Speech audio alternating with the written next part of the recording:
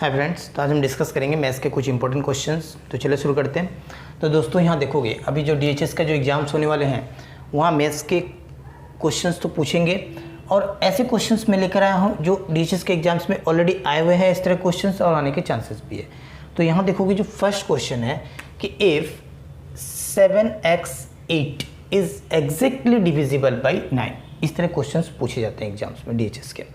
Then the least value of x is, तो x का छोटा वैल्यू क्या होगा। ठीक है, तो दोस्तों सबसे पहले तो डिविजिबिलिटी रूल आपको लर्न होना पड़ेगा 9 का। तो 9 का डिविजिबिलिटी होता है ये कितने भी बड़े नंबर हो, अगर वो नंबर 9 से कंप्लीट डिविजिबल है तो कैसे पता चलेगा, जितने भी डिजिट्स होंगे ना उस डिजिट को सम कर दो, और सम करने के बाद आप देखोगे कि जो वैल्यू मिलेगा वो वैल्यू 9 के टेबल में आए, यानी मल्टीपल ऑफ 9 हो, तो वह नंबर क्या हो, 9 से कंप्लीट डिविजिबल होगा। क्लियर। तो यहाँ है 7x8, तो हमें x का वैल्यू हमें नहीं पता, तो सबसे पहले क्या काम करो, इन दोनों को प्लस करो। तो 7 + 8 करोगे तो कितना होगा, 15। तो दोस्तों अब x की प्लेस में क्या रखोगे, यानी यहाँ भी तो आपको प्लस ही करना है, +x, क्योंकि तीनों को तो प्लस करके चेक करना है ना। तो यहाँ देखोगे ये 15 मिला, अब +x, यानी अब 9 का टेबल में 9 आएगा पहला, नेक्स्ट क्या होगा 18। तो 18 बनाने के लिए इसे तो 18 बनाना होगा, तभी तो ये 9 से क्या हो जाएगा, कंप्लीट डिविजिबल हो जाएगा। तो यहाँ क्या रखोगे आप, 3 रखोगे, 15 + 3 यानी 18 होगा। तो इस क्वेश्चन का करेक्ट आंसर होगा 3। ऑप्शंस में देखोगे ऑप्शन नंबर हो जाएगा सी करेक्ट। क्लियर। तो ऐसे कुछ भी आए, जितने भी बड़े हों आप चेक कर लोगे प्लस करके कि 9 का मल्टीपल हो रहा है या नहीं, जितना चाहिए अब मिला के आप ऐड कर दोगे, आपका वही आंसर होगा। ठीक है, तो नेक्स्ट क्वेश्चन को देखते हैं। यहाँ दिया हुआ है कि the compound interest on ₹5,000 at 8% per annum for 2 years compounded annually is. तो बहुत सारे स्टूडेंट इसको क्या करोगे, कंपाउंड इंटरेस्ट का फार्मूला यूज़ करोगे, अमाउंट माइनस प्रिंसिपल, है ना, फिर अमाउंट फाइंड करोगे एंड देन प्रिंसिपल जो दिया हुआ है 5,000 उससे माइनस करोगे, टाइम वेस्ट होगा। तो ऐसे कंडीशन में मैं आपको एक ट्रिक दिखाता हूँ कि कैसे इस क्वेश्चन को विद इन सेकेंड आप फाइंड कर सकते हो। ये हो गया प्रिंसिपल 5,000। अब ये कितने % इंटरेस्ट ले रहा है, 8%। कितना साल का है, 2 years का। तो आप 2 years बनाओगे इस तरह से, 8%, 8%, इसी प्रिंसिपल का तो 8% है ना, तो 8% इसका फाइंड करोगे तो क्या होगा, नीचे 100 आएगा, 2 0 कैंसिल, 8 5 जा 40 और 1 0 यानी 400, यहाँ भी 400। तो ये दोस्तों याद रखोगे 400 + 400 यानी कितना हुआ, 800, ये होगा आपका सिंपल इंटरेस्ट।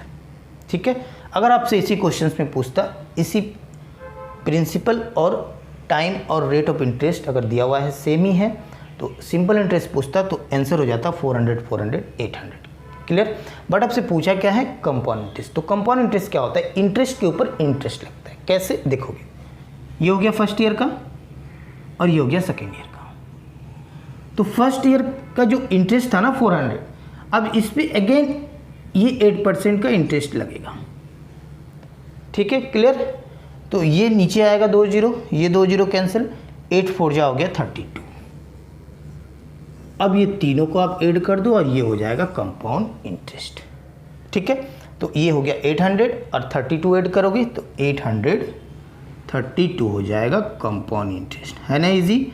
तो इस तरह से आप कैसे भी कंपाउंड इंटरेस्ट के क्वेश्चंस आए इजीली आप फाइंड कर सकते हो। ठीक है, अगर आपसे पूछा जाए, क्वेश्चंस में पूछे जाते हैं कि 2 years का डिफरेंस फाइंड करना है कंपाउंड इंटरेस्ट और सिंपल इंटरेस्ट, तो अगर इसी क्वेश्चंस को अगर पूछ दे कि what is the difference between the simple interest and compound interest for 2 years, तो क्या होता, 32, ओनली 32, ये वाला। क्लियर हो गया। तो इस क्वेश्चंस का भी करेक्ट आंसर होगा 832। ऑप्शंस में देखोगे तो ऑप्शन नंबर हो जाएगा सी करेक्ट। तो नेक्स्ट क्वेश्चन है क्वेश्चन नंबर 3। यहाँ दिया हुआ कि a bat is bought for ₹120 and sold it for ₹105, the loss % is. तो दोस्तों बेट का कॉस्ट प्राइस है दोस्तों 120, ठीक है। उसके बाद उसे सोल्ड कर रहे हैं कितने में, यानी सेलिंग प्राइस हो गया कितना है 105, यानी इतने रुपये में खरीद के इतने रुपये में वो सेल कर दिया। ठीक है, तो जब भी सेलिंग प्राइस कम होता है कॉस्ट प्राइस से तो क्या होता है, लॉस ही होता है। और आपसे पूछा भी है, लॉस परसेंट पूछा है, तो सबसे पहले आप देखोगे कि लॉस कितने का हुआ, तो इन दोनों को माइनस करते हैं, है ना, तो कितने का होगा, 15 का। आपसे पूछा क्या है, लॉस परसेंट, तो ये हो गया 15 ऊपर, नीचे हो गया कॉस्ट प्राइस। तो कॉस्ट प्राइस कितना है भाई, 120 एंड देन इनटू 100, ये हो गया रिक्वायर्ड परसेंटेज। क्लियर। तो अब देखोगे ये हो गया 15 से गया ये 8 टाइम्स, 15 8 जा 120, 4 से कैंसिल करते हैं, 4 2 जा 8 और ये हो गया 25 4 जा 100। तो आंसर आ गया दोस्तों 25/2% का लॉस होगा। ठीक है, तो अब ऑप्शन में देखोगे 25/2 है क्या, तो 25/2 तो नहीं दिख रहा है आपको, दिख रहा है किसमें, मिक्स फ्रैक्शन में। तो इससे इम्प्रॉपर है, इसे कन्वर्ट करेंगे मिक्स में, तो ये हो जाएगा 12 2 जा 24, 1 ऊपर और ये हो गया आपका 2 नीचे, यानी 12 1/2% हो जाएगा, है ना। तो ऑप्शंस में देखोगे ऐसा ऑप्शन, तो ऑप्शन नंबर आपको बी दिख रहा है, तो इस क्वेश्चन का करेक्ट आंसर होगा ऑप्शन नंबर बी। दोस्तों नेक्स्ट क्वेश्चन है कि A can do a job in 16 days, ठीक है, B can do the same job in 12 days. तो यहाँ देखोगे 2 पर्सन है, एक तो ए है एंड दूसरा पर्सन है बी। ए ने काम को ख़त्म कर रहा है 16 डेज में और बी कर रहा है उसे 12 डेज में। क्लियर। आगे देखते हैं, विद द हेल्प ऑफ सी के हेल्प से they can finish the job in 6 days, यानी तीनों मिलकर ओनली, ठीक है ना, तीनों मिलकर उस काम को कितने दिनों में ख़त्म कर रहे हैं, 6 डेज में, यानी ए प्लस बी प्लस सी, ये हो गया तीनों 6 डेज में काम को कंप्लीट कर रहे हैं। क्लियर हो गया। अब आपसे पूछ रहा है कि then C alone can finish it in, तो सी अकेले उस काम को कितने दिनों में ख़त्म करेगा। ठीक है, तो दोस्तों अब यहाँ ध्यान दोगे, इन तीनों का सबसे पहले क्या करोगे आप, एलसीएम को फाइंड करोगे। ठीक है, तो ये कितना हो जाएगा, 12 है, यहाँ 16 है और यहाँ 6 है, तो 48 होगा। 16 के टेबल में 48 आएगा, 12 के टेबल में 48 आएगा, 6 के टेबल में ही 48 आएगा, तो ये हो गया 48।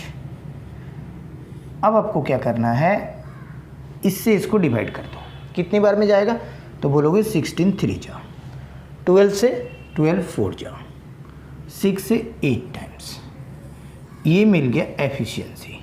ठीक है, इसे हम लोग बोलते हैं total work. Time and work का क्वेश्चन है दोस्तों, मैंने टाइम एंड वर्क के बहुत सारे क्वेश्चंस को मैं करवाया हूँ, डीएचएस के प्लेलिस्ट में भी देख सकते हो। उसके बाद असम डायरेक्ट रिक्वायरमेंट का भी प्लस 60 प्लस वीडियो है, वहाँ भी जाके आप इसको चेक कर सकते हो। ठीक है, तो दोस्तों अब देखोगे हमें फाइंड करना है सी अकेले उस काम को कितने दिनों में ख़त्म करेगा। तो फॉर्मूला क्या होता है, टोटल वर्क को ऊपर रखना होता है और इसकी एफिशिएंसी को हम लोग डिवाइड कर देते हैं एफिशिएंसी से। क्लियर। तो टोटल वर्क हो गया दोस्तों 48 डिवाइड बाई सी। तो सी का कैसे निकालेंगे, देखोगे यहाँ पे तीनों है ना, ए प्लस बी प्लस सी, और ए का अकेला है, एफिशिएंसी कितने का है, 3 का है, बी का है 4, तो इन दोनों को ऐड कर दे, तो 3 + 4 करोगे तो कितना होगा 7, और तीनों मिलकर कितना है 8, तो दोनों मिलकर ए और बी का कितना हो गया 7, तो 8 से 7 माइनस कर दोगे तो सी निकल जाएगा। तो सी का कितना होगा, 7 माइनस कर दोगे तो 1, तो सी का जो एफिशिएंसी आया 1 आया। ठीक है, यानी एक दिन में 1 यूनिट काम कर रहा है वो।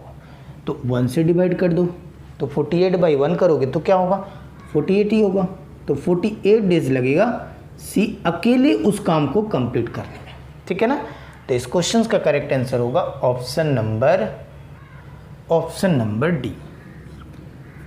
तो दोस्तों आज मैंने डीएचएस का जो अभी एग्जाम्स होने वाले हैं उसके मैथ्स के कुछ इंपॉर्टेंट क्वेश्चंस करवाए। ऐसे क्वेश्चंस पूछे जा सकते हैं एग्जाम्स में, तो इस तरह क्वेश्चंस आप मेरे चैनल में देखना चाहते हो, नए हो तो चैनल को सब्सक्राइब करके बेल आइकन को प्रेस कर लीजिएगा, ताकि आने वाले वीडियो का नोटिफिकेशन आपको आसानी से मिल सके।